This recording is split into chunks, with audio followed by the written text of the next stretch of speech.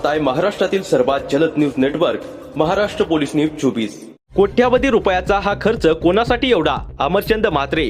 पेण तालुक्यातील खारेपाट विभाग या विभागामध्ये अनेक वर्षापासून पाण्याच्या समस्येसाठी लोक उपोषण आंदोलन करत आहेत, परंतु याकडे कुठेही लोकप्रतिनिधींचे लक्ष नाही। शासनाच्या अनेक योजना आल्या, टाक्या बांधल्या, पाईपलाईन टाकल्या, परंतु त्या नळाला पाणीच नाही। आज मंत्री बेडी या भागामध्ये व संपूर्ण खारेपाट भागामध्ये पाण्याची समस्या उद्भवत आहे। याकरता उपोषणकर्ते अमरचंद बळीराम म्हात्रे यांनी ठाम निर्णय घेतलाय।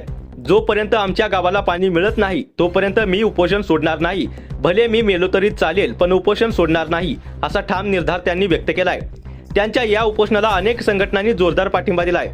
जर शासनाच्या अधिकाऱ्यांनी याचा विचार केला नाही व पाणी व्यवस्थित सुरुवात केली नाही तर हा आंदोलन चिघळणार आहे, याची जबाबदारी शासकीय अधिकाऱ्यांनी घ्यावी, असा इशारा त्यांनी दिलेला आहे।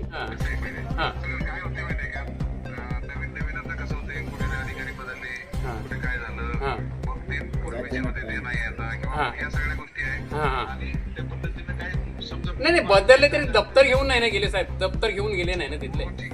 नाही ऐका ऐका ऐका नाही बघा 40 वर्षामध्ये ऐका बघा 40 वर्षामध्ये त्यांच्या हालचाली होत्या, सगळ्या गोष्टी मान्य केल्या, तरी पण आमची लोक सहन करत होती। परंतु आता काय झालंय माहितीये, घराघरापर्यंत तुम्ही पाईपलाईनद्वारे नळ कनेक्शन जोडले, पाणी नाहीये, साठा विहिरी बांधल्या तेवढा लाखो करोडो खर्च करून, मग हे कशासाठी, कोणासाठी हे करताय, हे चाललंय कोणासाठी?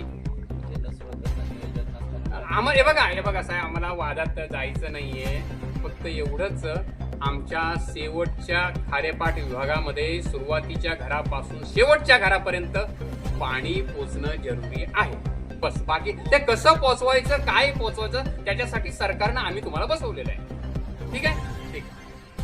साहेबांना 1000 लिटर पाणी दिवसभर कुटुंबाला पुरत नाही, आम्हाला 100 लिटर पाणी भेटत नाही। आणि मला एक कॉल करा, म्हणजे मग त्या वेळेला मी पुन्हा इथे येते आणि जरा ते पनवेलमधनं लवकर निघाले तर बरं होईल।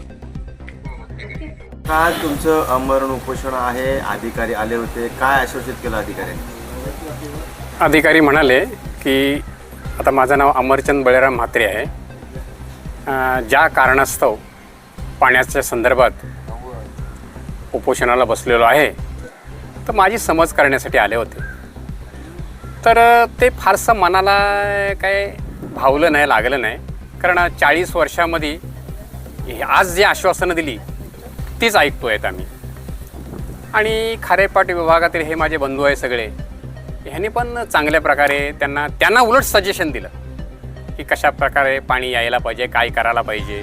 जे त्यांना माहिती नाही ते एवढी डिग्री घेऊन त्या खुर्चीवर बसलेत, त्यांना जे माहिती नाही ते हे आमचे खारेपाट विभागातील हे आहेत ना, जमलेले हे तरुण आहेत ना, जे शेतामध्ये काम करतात, त्यांना शिकवलं।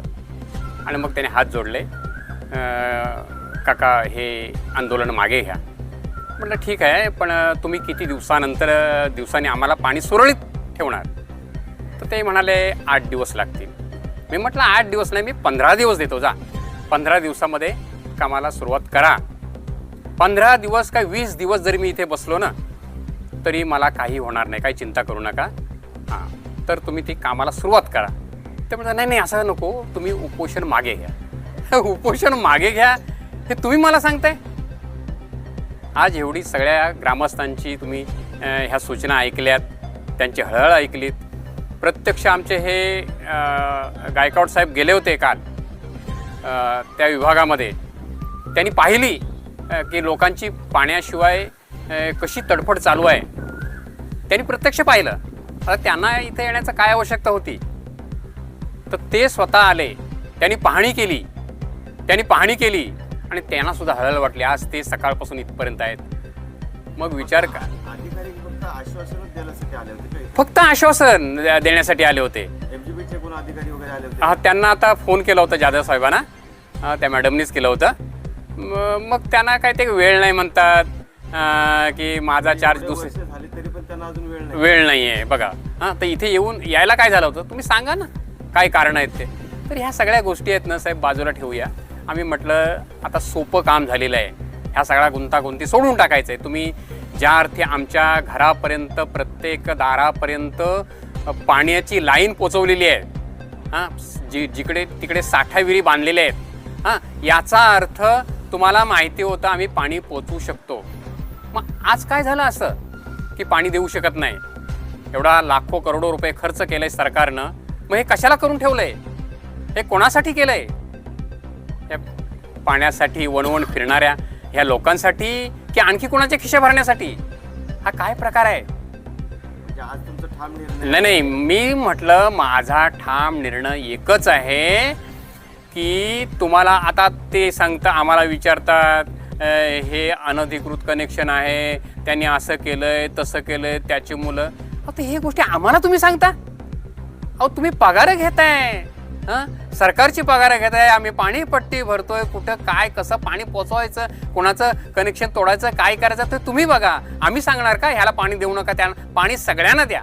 हां, परंतु कुणाचं काय अनधिकृत कनेक्शन असेल ते तोडायचं का नाही ते तुम्ही ठरवा, पण पाणी सगळ्यांना मिळायला पाहिजे. माझी एकच इच्छा, माझा बाकी कुठल्या भानगडीत पडायचं नाही. या खारेपाट विभागामध्ये जेवढी गावं आहेत, जेवढ्या वाड्या आहेत, जेवढी घरं आहेत खेडोपाड्यामध्ये, सुरुवातीच्या घरापासून शेवटच्या घरापर्यंत व्यवस्थित पाणी पोचायला पाहिजे. जोपर्यंत शेवटचा घर जोपर्यंत इथे येऊन सांगत नाही की आम्हाला पाणी मिळालं नाही किंवा मिळालंय, तेव्हाच हे उपोषण मागे घेणार आहे मी. महाराष्ट्र पोलीस न्यूज 24 साठी रायगड जिल्हा उपसंपादक संजय गायकवाड.